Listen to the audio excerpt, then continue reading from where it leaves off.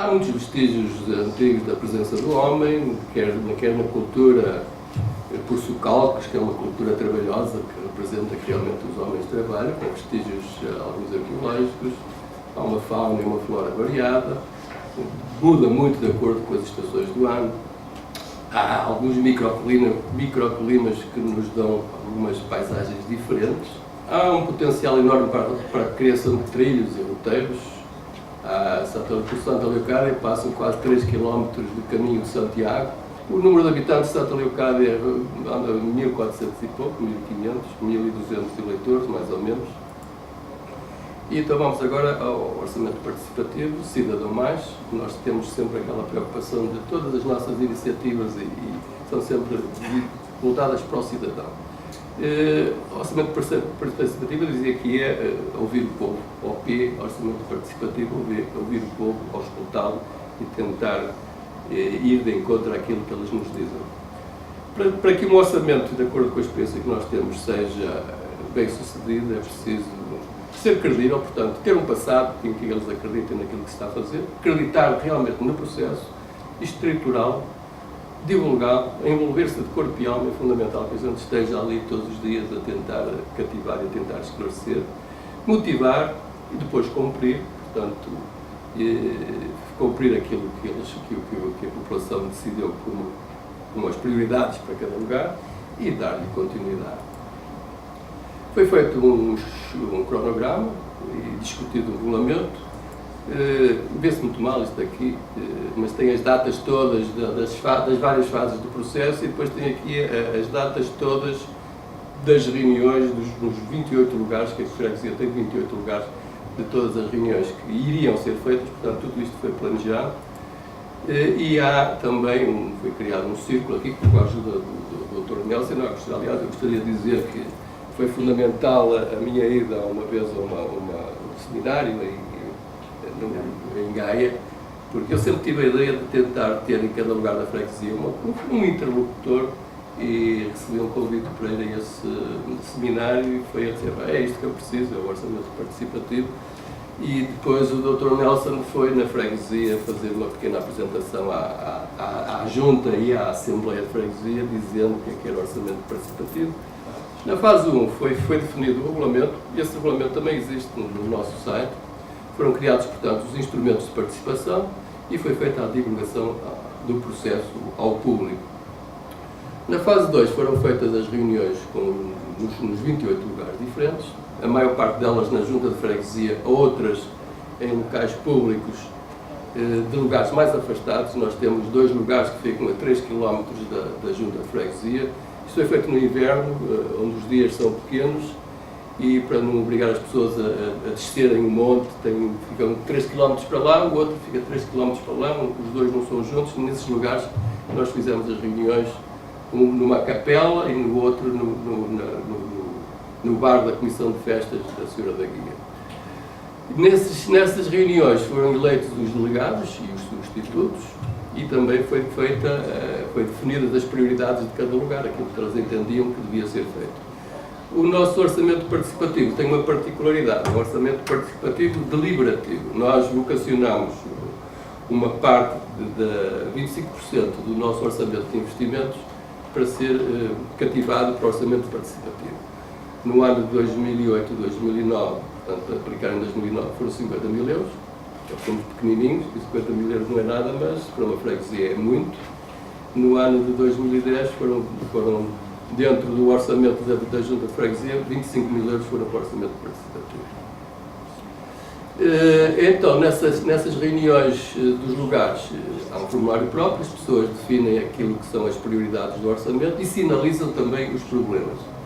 Problemas, quer dizer, quando as necessidades são muito custosas, que ultrapassam a capacidade do orçamento participativo, há uma fichinha que são os problemas que eles sinalizam, as principais carências que requerem investimentos mais voltosos, e são depois processos que serão desenvolvidos pela Junta de Freguesia, sem estarem incluídos no orçamento, mas indo de encontro às vontades da população.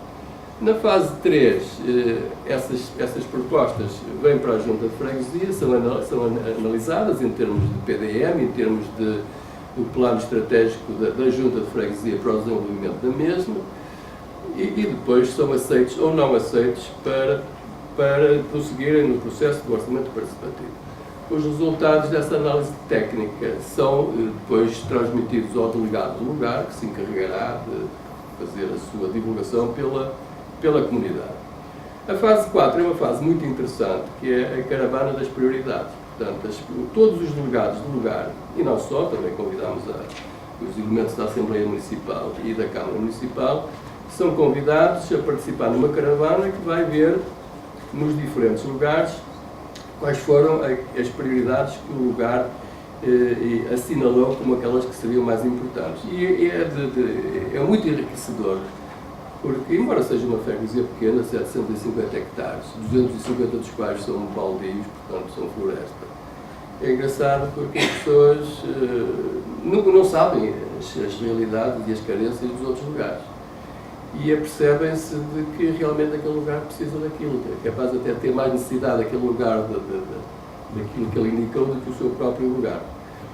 E isso depois vai permitir que na fase de votação, na fase 5, quando é reunido o Conselho do OP, as prioridades sejam votadas com consciência, as pessoas já andaram por ali, já sabem o que cada um pediu e é muito mais fácil do que a simples consulta de papéis ou fotografias.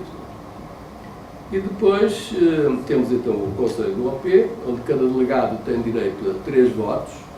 Um voto pode ser no seu próprio projeto, os outros 2 votos têm que ser nos projetos dos seus concorrentes, neste caso, que apresentaram as suas propostas. Depois há a divulgação pública dos resultados.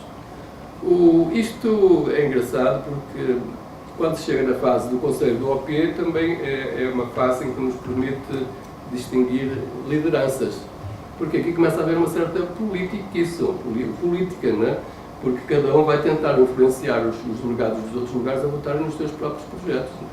E alguns que não têm jeito para isto reclamam que aquele levou 8 votos e eu não levei nenhum, como é que isso é possível? Então, você tem que trabalhar, tem que tentar sensibilizar os outros delegados para votarem em si, não é? De maneira que é um dos objetivos do OP também é conseguir identificar lideranças, até porque este vai ser o último ano de mandato, em função da limitação de mandatos, não estaremos lá no próximo mandato, e assim podemos tentar identificar quem será capaz de prosseguir com este trabalho. E depois há uma divulgação pública dos resultados, que é feita em edital e que é feita no informativo da Junta de Freguesia. Nós temos um informativo mensal, que é distribuído porta a porta por todas as casas da freguesia e que é publicado na internet. Muitos desses informativos são mandados para os estrangeiros. Os imigrantes têm muito apreço por este informativo. Tem sido publicado com muita regularidade. No próximo mês, no outro, daqui a 2 meses, completa 100, é o número 100. Vamos tentar fazer uma edição. Na fase de divulgação do OP, contactámos estas jovens que aqui estão, são as jovens universitárias, que foram nomeadas comissárias do OP, que tiveram como missão, nos seus lugares e nos lugares vizinhos, começarem a divulgar o que é o orçamento participativo. Depois houve várias sessões de divulgação pública, generalizadas, né, abertas a toda a população. Esta é a sala de reuniões da Junta de Freguesia. Depois houve as reuniões com os lugares, alguns na própria sede da Junta, uns mais participados, outros menos participados. Nós temos lá um lugar que tem dois moradores. Nestas reuniões com os lugares ao delegado substituto são feitas o preenchimento das fichas, das propostas e da sinalização dos problemas. Porque pela cara das pessoas veem que isto foi de noite e estava frio, este até está com o ar ensonado, não é? De maneira que foi no inverno, os dias são curtos. Isso porque quando nós decidimos fazer o OP já foi em outubro, não é? E conseguimos, de outubro a dezembro, implementar este processo.